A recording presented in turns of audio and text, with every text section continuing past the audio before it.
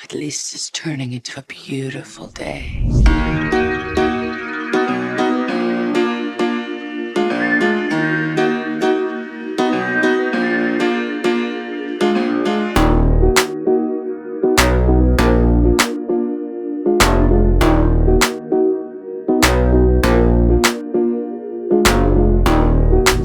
Catherine Zeta-Jones est une actrice britannique qui a fait une brillante carrière à Hollywood et a joué dans près de 50 films.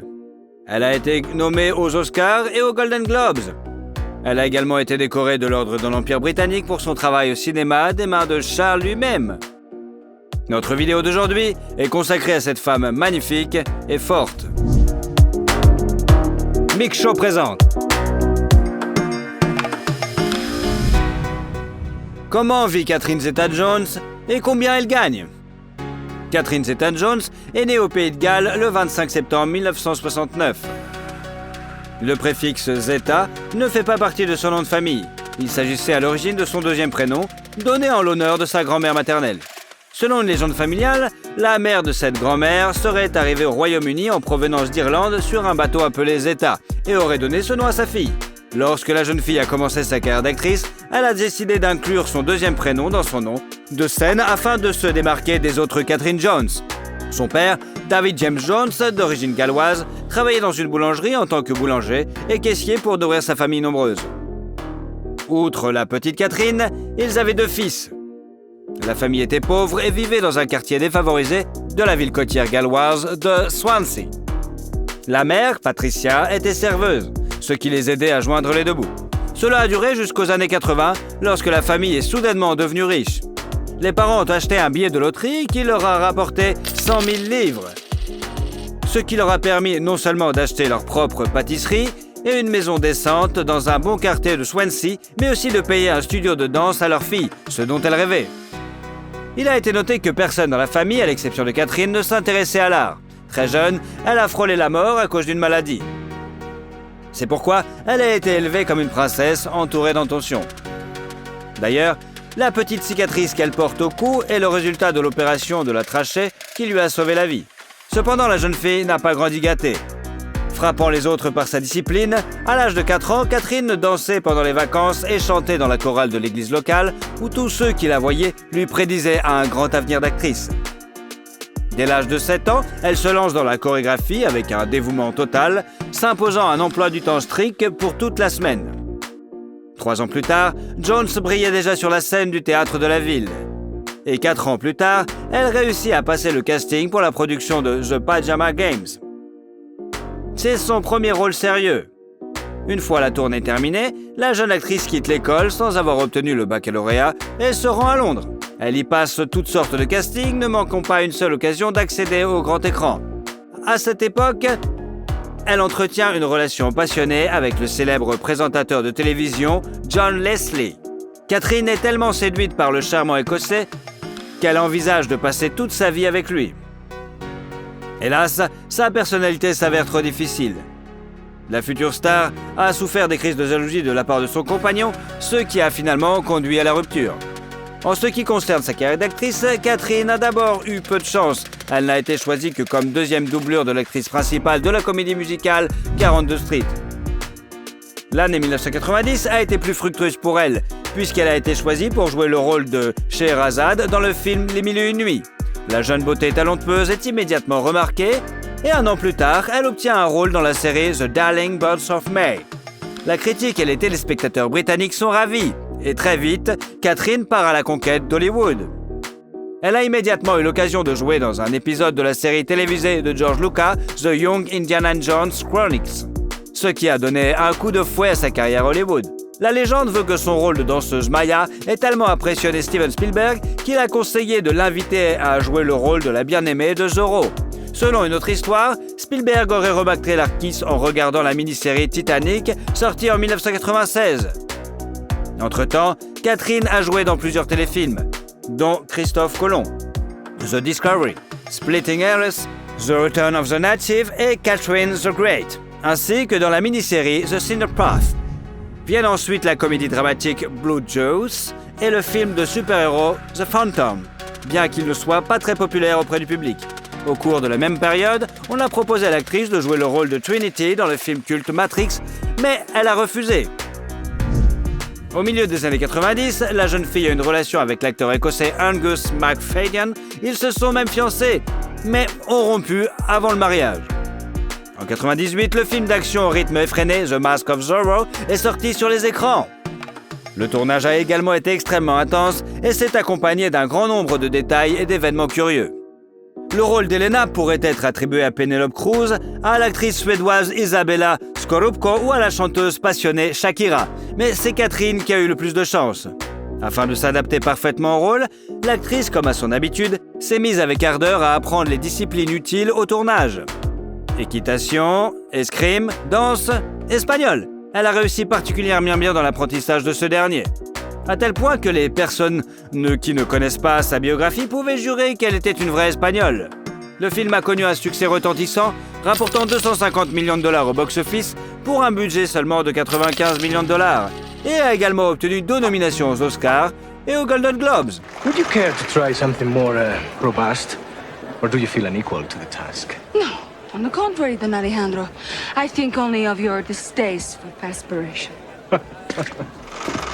La même année, un autre petit événement se produit, qui influencera le reste de la vie de Zeta-Jones. L'actrice fait une impression inoubliable sur le titan hollywoodien Michael Douglas, à tel point qu'il a immédiatement souhaité qu'elle devienne la mère de ses enfants. Dès qu'il le put, il chercha à la rencontrer. La première conversion a lieu lors d'un festival en France et n'impressionne pas l'actrice. Douglas, séducteur expérimenté, a tout de suite tout essayé. Il a fait part de ses projets, mais Catherine s'est contentée d'en rire. Mais l'acteur n'a pas l'intention d'abandonner. Il couvre la jeune fille de cadeaux, de fleurs, et elle ne remarque même pas qu'elle commence à lui parler pendant des heures au téléphone et à rêver de regarder des films avec lui et de lui préparer de délicieux dîners. À partir de ce moment, la cour persistante s'est transformée en une relation traditionnelle. En 1999, Catherine a joué dans les films de The Haunting and Entrapment. Ce dernier est considéré comme l'un des meilleurs films policiers et a fait sensation dans l'industrie. Le rôle principal, celui d'un imposant voleur, est tenu par Sean Connery. Zeta-Jones a suivi son partenaire légendaire et a donné le meilleur d'elle-même sur le plateau. Elle a ainsi réalisé une cascade dangereuse, sautant d'une poutre du plafond sur une table, tout en faisant un saut périlleux arrière. Le film a rapporté 212 millions de dollars au box-office avec un budget relativement modeste et a été très populaire auprès du public. Les fans ont particulièrement remarqué la scène où Catherine passe à travers une grille de rayons laser dans laquelle elle montre les merveilles de la plasticité et de la grâce. Les plans où le personnage de Connery vient interroger Catherine sont également dignes d'intérêt. Elle était allongée sous un simple drap blanc et à ce moment-là, elle est en fait complètement nue. I called you at 4:30 this morning. I was home in bed. You didn't pick up. I didn't want to pick up. You had company. He came in the window. How romantic. I think that's how he got in. L'année 2000 a été marquée par un événement important pour Catherine et Michael qui ont appris qu'ils allaient devenir parents. Le soir du Nouvel An 2000, il demande sa bien-aimée en mariage et lui offre une bague ancienne d'une valeur d'1 million de dollars. Cependant, le diamant de 10 carats le plus pur et le désir passionné de Michael d'épouser sa bien-aimée le plus rapidement possible ont été quelque peu éclipsés par le fait que l'acteur était encore légèrement marié. Pour résoudre ce problème, le jeune marié a dû donner à son ex une énorme somme de 45 millions de dollars. En août, le couple Douglas a eu un fils, qu'il a nommé Dylan. Et en novembre de la même année, il a célébré un mariage luxueux d'une valeur de 1,5 million de dollars. La célébration a eu lieu au célèbre hôtel Plaza de New York et la robe de sa mariée a coûté à elle seule 250 000 dollars. Les invités vedettes, parmi lesquels Tom Hanks, Brad Pitt, Sharon Stone, Steven Spielberg et Jennifer Aniston, se sont amusés et ont félicité les jeunes mariés. Catherine et Michael ont compris qu'il était absurde d'essayer de se cacher de la presse un jour pareil. Ils ont donc vendu les droits de couverture de l'événement au magazine britannique OK. Les journalistes se sont beaucoup intéressés au couple, notamment en raison de leur grande différence d'âge. Fait amusant, le couple est né le même jour avec une différence de 25 années. Peu de gens croyaient que quelque chose pourrait sortir de cette relation, mais comme la vie l'a montré, le mariage des deux stars s'est avéré extrêmement solide, même s'ils ont dû traverser beaucoup d'épreuves. Catherine elle-même appelle les secrets d'un mariage réussi le sens de l'humour et le respect. Le contrat de mariage sur lequel l'actrice a insisté avant de répondre au « oui » qu'elle chérissait tant a apparemment joué un rôle important. Selon ces termes, en cas d'infidélité, Michael est tenu de verser à sa femme une somme décente pour chaque année de vie commune. Le montant exact n'est pas connu, mais la fourchette se situe entre 1 et 3 millions de dollars. En 2000, sortent le drame musical High Fidelity et le Trailer Traffic, dans lequel l'actrice joue alors qu'elle est enceinte de son fils. Pour ce travail, Catherine a reçu un cachet de 3 millions de dollars et une nomination aux Golden Globes. I'm European. I say that to my doctor. I'm European. I'm allowed to drink red wine. Oh, my doctor said it was fine when I was pregnant. A glass a week, a After couple my a week. amnio, he said, "Okay, now you can go and have a glass of red wine." You're like, I I had need it. two. En 2001, Zeta Jones est apparue dans le film America's Sweetheart. À cette époque, les revenus de Catherine augmentent rapidement et s'élèvent à 5 millions de dollars. Mais le véritable triomphe de Catherine a été l'adaptation de la comédie musicale Chicago, jouée à Broadway. Il convient de noter que l'intrigue de la pièce est basée sur des événements réels qui se sont déroulés aux États-Unis au début du XXe siècle. La première tentative d'adaptation cinématographique a été faite par Miramax en 1994, et avant cela, les droits de la production ont été achetés par le réalisateur Bob Fosse. Selon son idée, les rôles principaux devaient être tenus par Liza Minnelli, Goldie Hawn et Frank Sinatra, mais en raison de la mort de Fosse, le projet a été abandonné. Le réalisateur du film, de 2002, Ward Marshall, a envisagé Charlize Theron, Madonna, Angelina Jolie et Britney Spears pour les rôles féminins principaux. Et ce n'est pas tout. En ce qui concerne Zeta Jones, on lui a immédiatement proposé le rôle de Roxy Hart. Mais l'actrice voulait jouer Velma Kelly. Elle aimait tellement la chanson All That Jazz qu'elle était heureuse de sacrifier à la fois le rôle principal et ses magnifiques boucles qu'elle a coupées en un carré impeccable avec une frange parfaitement droite. Elle l'a fait exprès pour que les longs cheveux tombant sur son visage ne permettent pas au public de douter qu'elle exécute seule toutes les chorégraphies du film. L'actrice a d'ailleurs déclaré que travailler dans une comédie musicale était presque aussi douloureux et excitant à la fois que d'avoir un bébé. No. I danced in the chorus. Oh. Well, that was before I met my husband Amos. Look, honey, you want some advice? Here it is, direct from me to you. Keep your paws off my underwear, okay? Son rôle de Velma Kelly a été apprécié non seulement par les spectateurs ordinaires, mais aussi par les professionnels. Pour ce rôle, l'actrice a reçu un cachet de 8 millions de dollars, une nomination au Golden Globe Award et un Oscar. La belle s'est présentée à la cérémonie dans une magnifique robe noire qui ne cachait pas son ventre arrondi. La cérémonie a eu lieu la veille de son deuxième accouchement. En 2003, le couple a une fille, Caris Zeta. La même année, 2 films mettant en scène Zeta Jones sont apparus simultanément sur les écrans. Il s'agit du film d'animation Sinbad, Legend of the Seven Seas, dans lequel elle interprète l'un des personnages principaux, et de la comédie romantique intolérable Cruelty. En 2004, elle a participé aux films mémorables The Terminal et Ocean 12. The French police think he's better than Lamarck. Well, he is French. Let me give you some advice. Find out how you offended him. Apologize. Beg for mercy. L'année suivante, la suite du film sur le fringant justicier est sortie. Catherine a reçu 10 millions de dollars pour la légende de Zorro. Mais dans l'ensemble, le film n'a pas fait bonne impression. Il a reçu des critiques négatives, bien qu'il ait rapporté 142 millions de dollars au box-office. I cannot believe it. I cannot believe I fell for it. Husband promises to quit, gullible wife believes him. How could I be so stupid? En 2007, 2 autres films sont sortis. Le film d'amour surnaturel Death Defying Acts et la comédie romantique No Reservation. Il s'agit en fait d'un remake du film allemand Mostly Martha, retravaillé par le réalisateur peu connu Scott Hicks, mais ce n'est hélas pas un chef-d'œuvre. L'actrice a pourtant fait de gros efforts et a même travaillé incognito comme serveuse dans un restaurant italien, où les visiteurs s'émerveillaient de la ressemblance de l'employé avec la célébrité.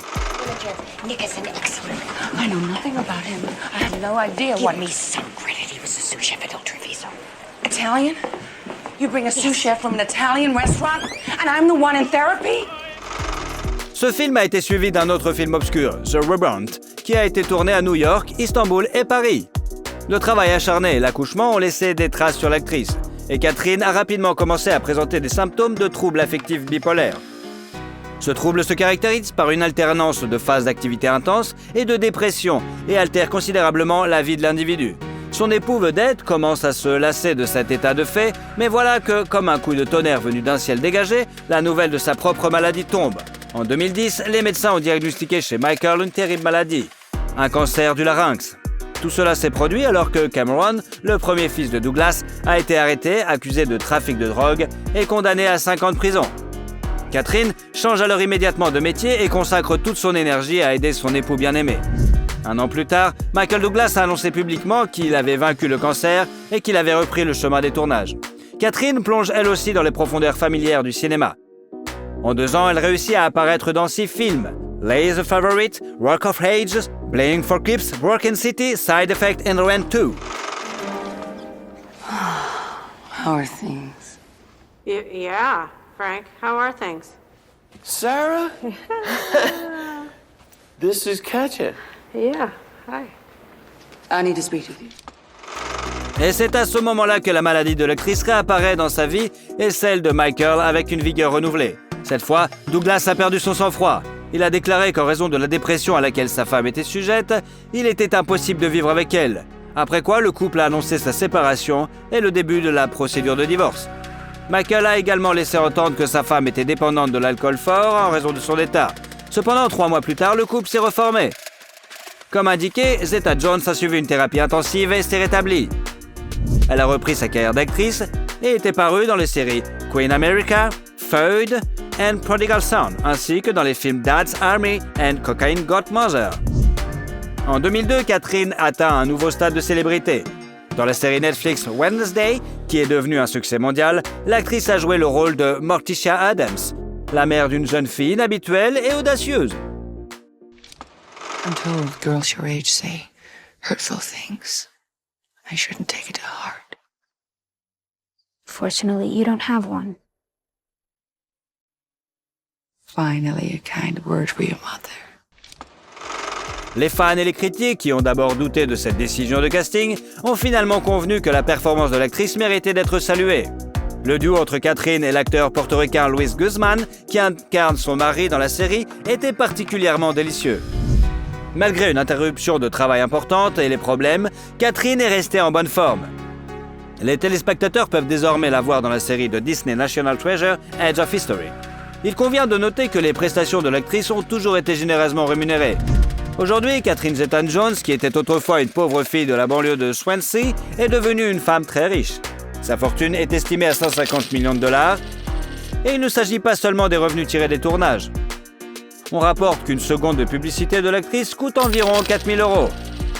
Au fil des ans, elle a joué dans des publicités pour les cosmétiques Elizabeth Arden, le système de paiement Visa et les voitures Alfa Romeo. Un contrat de 2 ans avec l'opérateur de téléphonie mobile T-Mobile a rapporté à l'actrice 20 millions de dollars. Et en 2019, on l'a vue dans une publicité pour Friendly où elle jouait avec sa fille. Il y a quelques années, Zeta-Jones a lancé sa propre ligne de chaussures en collaboration avec la marque Butterfly Twist, connue pour son approche écologique de la production. Outre sa collection de chaussures, Catherine produit du maquillage, des vêtements de sport et des articles ménagers sous sa propre marque Casa Zeta-Jones. Au fil des années du mariage, Zeta-Jones et Douglas ont accumulé un patrimoine immobilier haut de gamme. Le couple de stars possède un appartement spacieux à New York avec vue sur Central Park qu'il a récemment décidé de vendre. Le prix avait d'abord été fixé à 21,5 millions de dollars, mais au début de l'année 2022, le couple a décidé de le ramener à 19,5 millions de dollars. Les acheteurs potentiels disposeront d'un penthouse de luxe avec 4 chambres à coucher, un salon spacieux et un dressing, réalisé dans un style classique. Apparemment, en 2019, la famille allait procéder à une rotation de la propriété. Ils ont vendu à 12 hectares de terrain dans le comté de Westchester, à New York, qu'ils avaient acheté en 2015 pour 11 millions de dollars. Ils ont réussi à doubler le prix. La même année, ils ont acheté une maison dans le même état d'une valeur de 4,5 millions de dollars. Toujours en 2019, une villa de style anglais aux Bermudes d'une valeur de 10,6 millions de dollars a été mise en vente. Mais la vente n'a finalement pas eu lieu et le lot a été retiré de la vente aux enchères. Catherine et Michael ont passé beaucoup de temps dans cette maison après le mariage, si bien que leurs enfants n'ont pas soupçonné au début qu'ils grandissaient dans une famille de célébrités hollywoodiennes. Le couple possède également une villa blanche comme neige, cachée dans une végétation luxuriante à Majorque, en Espagne, qui a attiré la noblesse européenne du 19e siècle. La maison de 10 chambres est décorée avec beaucoup d'amour. Son design est de bon goût et discrètement luxueux. Une grande partie de la décoration intérieure et du mobilier a été choisie directement par les propriétaires. La propriété est assez grande, totalisant environ 10 000 mètres carrés. Il y a une salle à manger formelle, plusieurs salons décorés d'antiquités, ce qui passionne Douglas d'ailleurs. Le coût de cette propriété est estimé à 33 millions de dollars. Mais comme l'ex-femme de Michael reste copropriétaire de la propriété, celle-ci ne peut être vendue. La diva hollywoodienne possède un SUV Lexus noir d'une valeur de 130 000 dollars qu'elle conduit dans la vie de tous les jours. Douglas et Zeta-Jones ont été aperçus une fois en train de rouler au Pays de Galles dans une Jaguar d'occasion. Il s'est avéré plus tard que le couple était arrivé dans la ville natale de l'actrice pour participer à une compétition de golf. Catherine Zeta-Jones est une femme qui impressionne non seulement par sa beauté, mais aussi par son étonnante détermination. Quoi qu'il arrive, elle n'abandonne pas et regarde en face toutes les circonstances de la vie, les défiant avec audace. Elle n'a pas peur des expériences ni des tâches difficiles. La comédie musicale Cléo sortira bientôt, dans laquelle l'actrice incarnera la fatale reine égyptienne Cléopâtre. Quel film avec cette actrice préférez-vous? Thank you. Julia Roberts, comment vit Pretty Woman et ce qu'elle est devenue? La future icône des comédies romantiques est née le 28 octobre 1967 à Smyrna, en Géorgie. Julie Fiona est la troisième enfant de sa famille. Elle a un frère aîné, Eric Roberts, et une sœur, Lisa, qui a également choisi de poursuivre une carrière d'actrice. Tous les rejetons de la famille Roberts n'ont pas tourné sur le grand écran pour rien, car leurs parents ont également exercé une profession créative. Le père de la famille, Walter Grady Robert, était à la fois vendeur de matelas à eau, acteur et écrivain. Et la mère de Julia, Betty Lou, était secrétaire à l'église et actrice à temps partiel. Tous les deux dirigeaient une école d'art dramatique et étaient en grande difficulté financière au moment de l'arrivée du bébé. Par coïncidence, leur école était fréquentée par les enfants de Martin Luther King. Il avait payé la facture d'hospitalisation de la mère de Julia à l'hôpital en remerciement de l'attention qu'elle portait à ses héritiers. En 1971, alors que Julia a 4 ans, Betty Lou demande le divorce. L'année suivante, elle déménage et épouse le critique de théâtre Michael Mott, avec qui elle a une fille, Nancy. En 1983, ce mariage s'est également effondré. Betty a qualifié son second mariage de grosse erreur, car son mari n'aimait pas les enfants de son premier mariage et les maltraitait, même physiquement. Julia elle-même, à l'âge adulte, n'a jamais partagé publiquement les souvenirs d'une enfance difficile, par respect pour sa mère et sa demi-sœur. Mais le frère de l'actrice, Eric, révélera plus tard que son beau-père était un monstre et faisait de leur vie un vrai enfer. Après le second divorce de leur mère, les enfants ont dû travailler, et ils ont de nouveau eu des problèmes d'argent. Julia a été serveuse dans une pizzeria dès l'âge de 13 ans et a fréquenté le lycée Graffin et le collège Campbell. La future star se passionne pour la clarinette et participe à un concours de beauté locale, mais ne gagne jamais. Cependant, ses camarades de classe la considèrent comme laide et se moquent d'elle à cause de sa grande taille, de sa grande bouche et de sa minceur. Et l'actrice est très critique à l'égard de sa propre apparence, malgré le fait qu'elle soit constamment présente dans les différents classements des plus belles femmes du monde. Roberts dit qu'elle a des jambes de sauterelle, des dents de cheval et de la paille à la place des cheveux. En même temps, elle est une opposante à la chirurgie plastique et n'aime pas le maquillage ni les vêtements tape à l'œil. Le fait qu'elle soit devenue actrice a un grand rôle joué pour son frère Eric. Des succès d'acteurs qui ont tellement impressionné la jeune Julia qu'elle a même commencé à participer à des productions amateurs. Mais au départ, la jeune fille voulait être vétérinaire, car elle aimait beaucoup les animaux. Après l'école, Julia est allée à l'université d'État de Géorgie et a déménagé à New York pour rejoindre sa sœur et s'essayer à la comédie. Elle y a signé un contrat avec une agence de mannequins et a commencé à suivre des cours de théâtre. En outre, la jeune actrice s'est engagée dans un entraînement de sa prononciation, car l'accent du Sud n'a jamais été le bienvenu au cinéma. Bientôt, la jeune fille abandonne les cours de théâtre, car elle n'y voit pas beaucoup d'effets, et commence à se rendre aux auditions.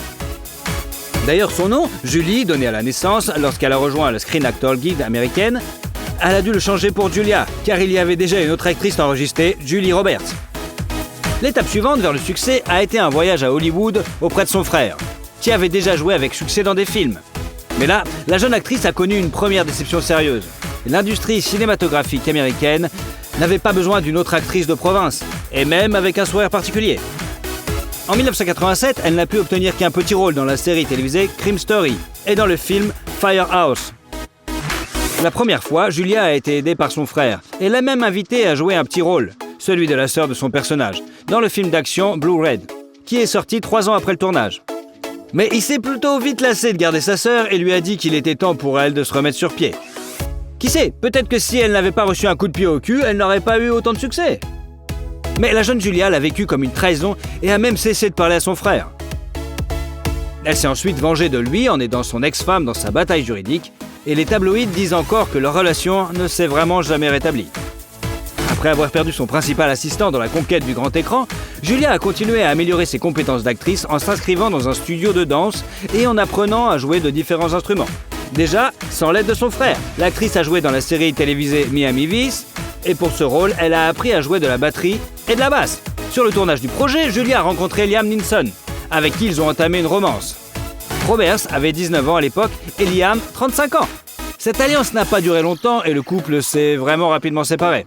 La jeune fille ayant déclaré immédiatement après avoir commencé à vivre ensemble qu'elle n'était pas prête à fonder une famille et a immédiatement déménagé.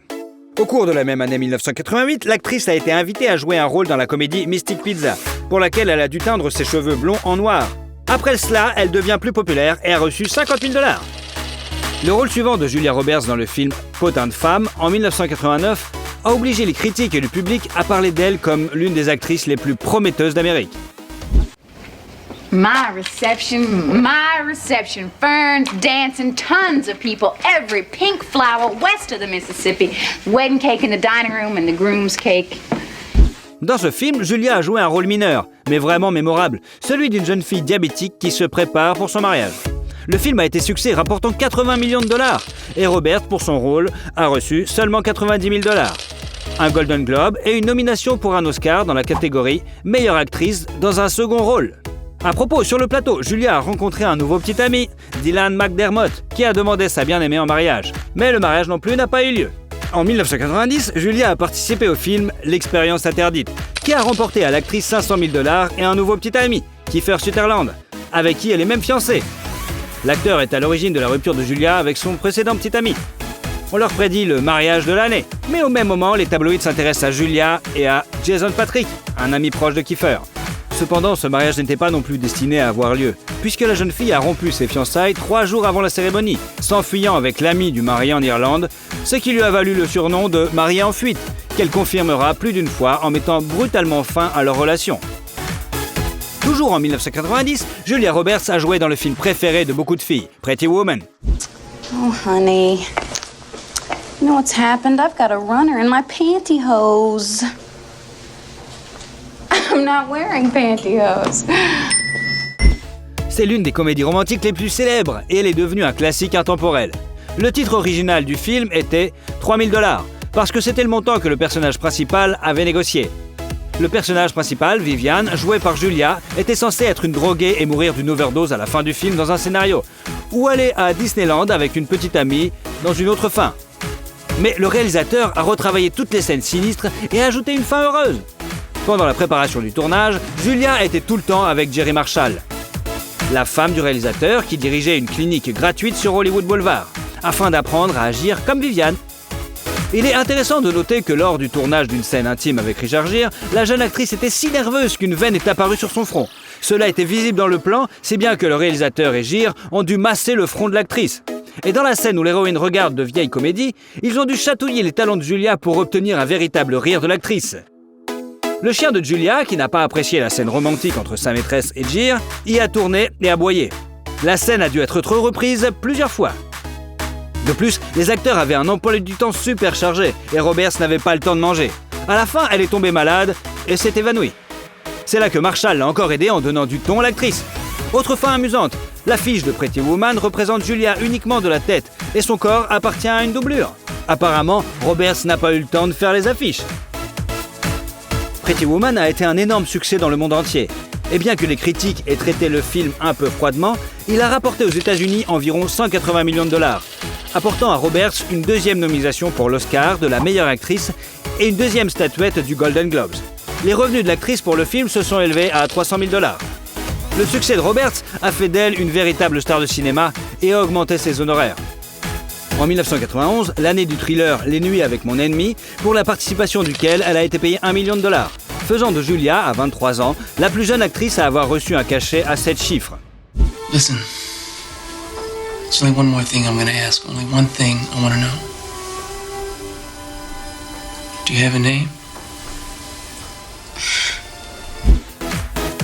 La même année est sorti le film Le choix d'aimer, dans lequel Julia avait les cheveux longs et un cachet de 3 millions de dollars.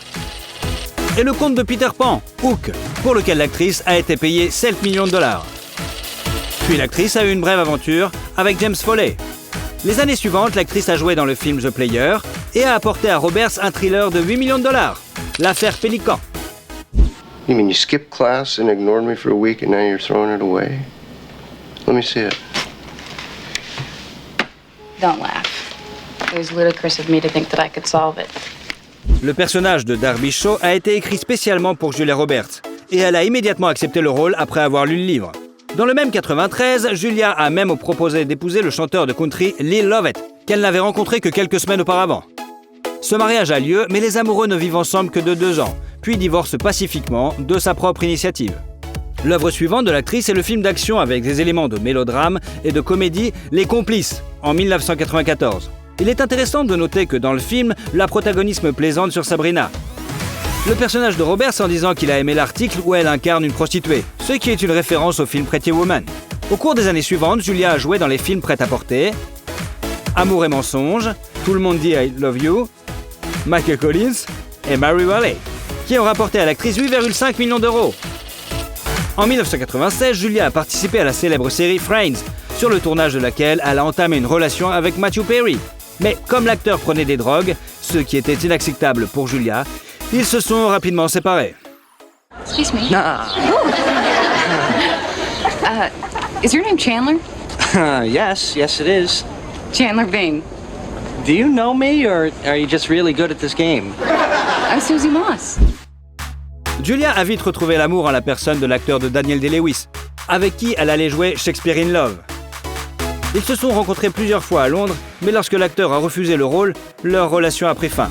Au cours des dernières années, l'actrice a eu des liaisons amoureuses avec Ethan Hawke et Pat Manokia, son entraîneur personnel, qui ont également pris fin rapidement.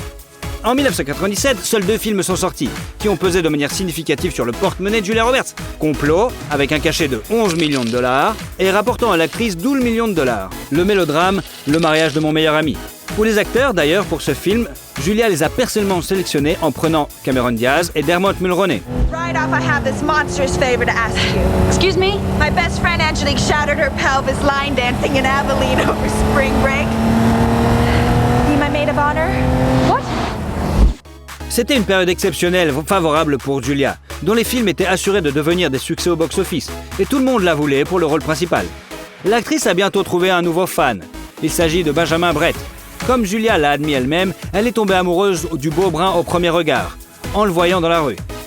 Le couple est ensemble depuis 4 ans et les médias l'ont même surnommé Monsieur Roberts. En 1998, l'actrice est apparue dans la série télévisée Murphy Brown et le film Ma meilleure amie. Et 1 an plus tard, dans un épisode de Law & Order. En général, l'année 99 a été riche en redevances et en films. L'actrice a joué avec Hugh Grant dans le mélodrame Notting Hill, qui a montré son talent d'improvisation. Une scène dans laquelle Anne, le personnage de Roberts, engueule un groupe d'hommes turbulents dans un restaurant ne figurait pas du tout dans le scénario. Coïncidence intéressante, le cachet de son personnage est égal à la somme versée à Julia elle-même pour jouer dans le film, 15 millions de dollars. Turn over 4 TRSs and tell them we need radar feedback before the KFTs return at 1900. Then inform the Pentagon we'll need Black Star cover from 1000 through 1215. And if you say one word about how many mistakes I made in that speech, I'll pelt you with olives. Pour ce travail, Julia a été nominée pour un Golden Globes. Au même moment, un autre film est sorti dans lequel l'actrice aurait joué son propre rôle, Just Married. I don't know. I frankly, I don't even want to talk about it. Me neither. Sur le plateau, Julia a travaillé avec un réalisateur qu'elle connaissait, Harry McCarlon. Il a aimé la grimace que Julia faisait aux ses petits-enfants, qu'il a inséré dans le cadre du film. Pour le tournage d'ailleurs, Julia a accepté à la condition qu'il s'agisse d'un film sans suite, car elle ne voulait pas jouer dans des suites. En 2000 sort le film qui devient un véritable triomphe pour Julia, Erin Brockovich. I'm doing this for us. I know it's hard for you to understand, but don't you want Mommy to be good at her job? Ce film a non seulement été un succès au box-office, mais a également valu à l'actrice un Oscar, un BAFTA et un 3e Golden Globe Awards, ainsi que le Screen Actor Guild. Un cachet sans précédent à l'époque, 20 millions de dollars, faisant de Julia la première actrice à franchir la barre des 20 millions. D'ailleurs, Julia est gauchère, ce qui n'est pas le cas de son personnage. L'actrice a donc eu quelques difficultés sur le plateau, par exemple pour la signature des papiers. On sait que lors de la cérémonie des Oscars, l'actrice est apparue dans une des robes les plus chères de l'événement, qui a coûté près de 100 millions. L'année suivante, sur le tournage de Le Mexicain, Julia rencontre son futur mari, Daniel Moder, un directeur de la photographie alors marié. Julia a été payée 5 millions de dollars pour le film. Suivent Ocean's 11 avec un cachet de 10 millions. You're 30 seconds late. I was about to send out a search. Hello, Tess. What are you doing here?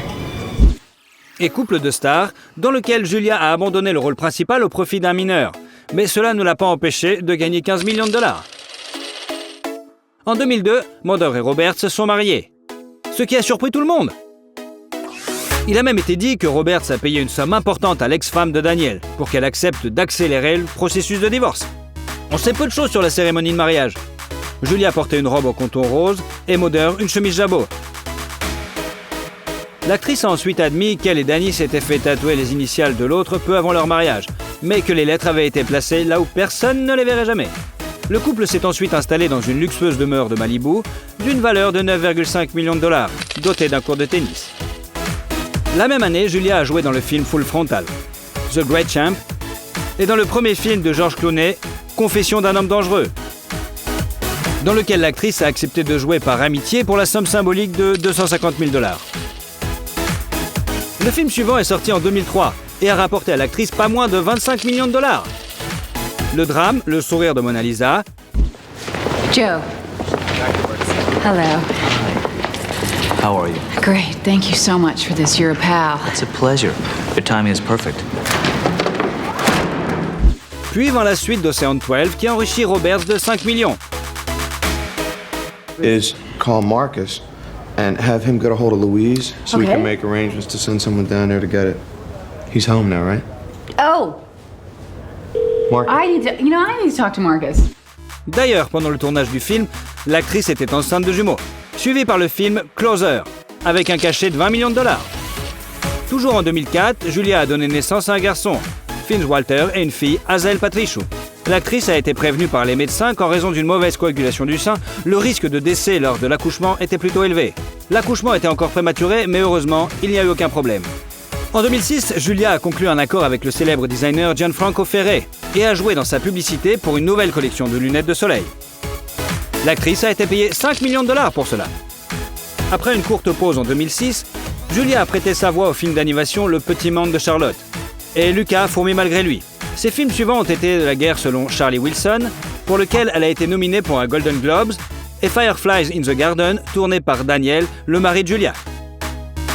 Dans ce film, Julia jouait la mère du personnage de Ryan Reynolds, bien qu'en réalité, elle n'ait que 9 ans de plus que son fils à l'écran. Mais la grossesse à l'écran était réelle, et bientôt la famille eut un jeune fils, Henry. Mais l'actrice s'est reposée pendant une courte période, et en 2009, elle est déjà sur les rangs jouant dans Duplicity avec un salaire de 15 millions de dollars. Et un an plus tard, dans Valentine's Day, qui a rapporté 3 millions de plus à l'actrice. La même année est sorti un autre best-seller, le mélodrame biographique Mange, Prie, Aime. I just spent some time in Rome and I came here feeling so great. Now here I am at the source and I feel more disconnected than ever. Les droits de l'adaptation cinématographique du roman du même nom, Roberts les a achetés elle-même et y jouait un rôle majeur.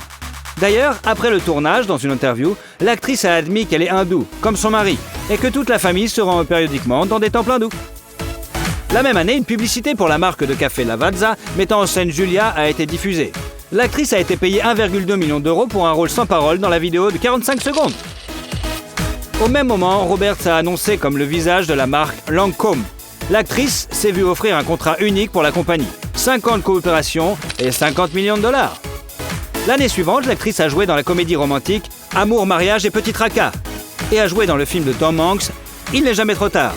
En 2012, elle a incarné la méchante reine dans le film fantastique familial Blanche-Neige. bread is meat. Less is more. Blah, blah, blah. Commoners love a good metaphor. Just go sell it. Bread is meat. Au départ, Julia, comme elle l'a dit dans une interview, était à 1000% contre ce film et considérait que le tourner était une idée terrible. Mais après une rencontre avec le réal, elle a changé d'avis. L'actrice a déclaré que ses costumes étaient très lourds et qu'ils étaient trop difficiles à bouger. Elle s'est même froissé un muscle en se retournant trop rapidement et le tournage a dû être suspendu. De plus, les enfants de l'actrice se cachaient sous les volumineuses robes de bal. Mais entre deux prises, Julia a décidé de les emmener pour qu'ils n'entendent pas le discours de son personnage et ne soient surtout pas effrayés. Les enfants, bien qu'intéressés, n'ont pas eu droit au film tout de suite, afin que l'image de leur mère ne leur déplaise pas. D'ailleurs, la transformation de Julia en vieille sorcière, à la pomme empoisonnée, est restée un secret bien gardé jusqu'à la sortie du film. À cette époque, une tragédie survient dans la famille de l'actrice. Nancy, la sœur de Julia, meurt. La cause de la mort a été appelée abus de drogue. Et à côté du corps a été trouvée une note de suicide, dans laquelle Nancy, sur 3 pages, a décrit sa relation avec sa demi-sœur et accuse Julia d'être la cause du suicide. Elle reprochait à la belle-sœur le traumatisme mental qu'elle avait causé en se moquant de sa sœur à cause de son surpoids. En 2013, Julia a rejoint le programme caritatif de Gucci, qui se concentrait sur le problème de la fumée nocive respirée en cuisinant. L'actrice prévoit de remplacer les cuisinières défectueuses par des cuisinières en état de marche dans les régions pauvres d'Afrique. Un an plus tard, Julia devient le visage de Givenchy, apparaissant dans une nouvelle image peu familière, forte et résolue, sans style et presque sans maquillage. D'ailleurs, l'actrice préfère s'allonger pour se maquiller car elle estime que le résultat est plus naturel. Au cours des années suivantes, l'actrice a joué dans Août, un été à Osage Country, Normal Hair, Aux yeux de tous, Money Monster, Joyeuse fête des mères, qui a rapporté 3 millions de dollars à Julia, et le drame familial Wonder, avec un cachet de 6 millions de dollars. Open your eyes. No! You finished your thesis? Let's get drunk. En 2018, l'actrice a participé à la série Homecoming, pour laquelle elle a reçu 6 000 dollars supplémentaires, et au drame Ben is Back. En 2019, Julia est devenue le visage de la marque italienne Calzedonia et en 2020, Chopard a publié une vidéo promotionnelle pour la montre Happy Sport avec Julia dans laquelle elle danse avec insouciance et profite de la vie. La série dramatique Gaslit sur le scandale du Watergate et la comédie romantique Ticket to Paradise ont été lancées. Le drame The Friday Night Kitting Club, basé sur le livre du même nom de Kay Jacob, est actuellement en attente de sortie. En fait, Julia est la tricoteuse la plus célèbre d'Hollywood. Elle crée des motifs complexes et peut tricoter n'importe quoi, d'une écharpe à un manteau ou un sac. Elle a un atelier entier pour toutes sortes de travaux d'aiguille à la maison et emporte son fil avec elle lorsqu'elle est sur le plateau, afin de ne pas rester inactive pendant son temps libre. Il est intéressant de noter que pendant toutes les années où Julia a été mariée à Danny, on a prédit que leur mariage allait bientôt se briser. Par exemple, en 2018, l'actrice n'a pas été vue avec son mari pendant près de 9 mois. Mais les paparazzi ont tout de même réussi à attraper le couple alors qu'ils se promenaient sur la plage. Et après, l'actrice elle-même a partagé des mignonnes photos de famille avec ses followers. Le couple a célébré son 19e anniversaire de mariage en 2019. À cette occasion, l'actrice a partagé une photo qui montre que les sentiments ne se sont pas estompés avec les années. L'actrice de 54 ans joue moins ces derniers temps et a même déclaré qu'en raison de son expérience de la vie, elle ne tournera plus de films romantiques. Elle passe beaucoup de temps avec ses proches dans un ranch au Nouveau-Mexique, où se trouve une maison de 750 mètres carrés. Julia possède une petite ferme où elle élève des poulets et ne propose que des fruits et légumes biologiques sur sa table. La star s'occupe également du jardin et sait même conduire un tracteur. La star souligne que sa famille passe avant tout. La famille essaie de protéger autant que possible ses enfants des journalistes. Cette année, les jumeaux ont eu 17 ans et en l'honneur de cet événement, les heureux parents ont partagé des photos rares de leurs enfants. Aujourd'hui, le capital de Julia Roberts est de 250 millions de dollars. Et chaque année, elle gagne de 20 à 30 millions dans les films et la publicité. Le célèbre sourire de l'actrice serait assuré pour 30 millions. L'actrice préfère investir l'argent dans l'immobilier. À différentes époques, elle a acheté plusieurs maisons, une à Hawaï. L'une d'elles a été vendue avec une remise de 50% pour 16,2 millions de dollars. Une autre, avec vue sur l'océan Pacifique, a également été vendue pour 17 millions. Une autre de ces maisons, blanche comme neige, auxquelles Julia a décidé de dire adieu, située à Manhattan, une propriété de 609 mètres carrés, avec vue sur la ville de New York, s'est vendue pour 4,5 millions de dollars. Julia possède également une maison à Malibu, qu'elle loue pour 10 500 dollars par mois. À l'intérieur, les murs et les plafonds en bois sont peints en blanc, ce qui, avec les grandes fenêtres, crée une sensation d'espace. Et l'actrice a vendu une autre maison dans un style ranch confortable pour 8 millions de dollars. En 2020, l'actrice a acheté une maison de 5 étages à San Francisco, construite en 1907 et rénovée. Le manoir comprend 5 chambres, 4 salles de bain, un bureau, une cuisine moderne, une salle à manger et plusieurs coins salons. Il y a quelques années, Julia a acheté une maison avec un skatepark pour ses enfants à côté de leur manoir principal de Malibu. La célébrité possède également une Mercedes GL 320 CDI et une Toyota hybride. Et l'année dernière, une Rolls-Royce de 33 ans, qui appartenait à l'actrice, a été mise en vente au Kazakhstan. Le fait que Julia Roberts soit propriétaire de la voiture a fait grimper son prix jusqu'à 7 millions de dollars, alors qu'elle n'en valait pas plus que 2. Aujourd'hui, la popularité de Julia ainsi que le montant des redevances ne faiblit pas. Elle est toujours demandée, bien qu'elle n'essaie pas de tourner trop souvent. Alors, aimez-vous Pretty Woman, Julia Roberts ? Et surtout, si vous aimez la vidéo, mettez un like. Et comme ça, vous suivrez toutes nos autres vidéos. Allez, à bientôt !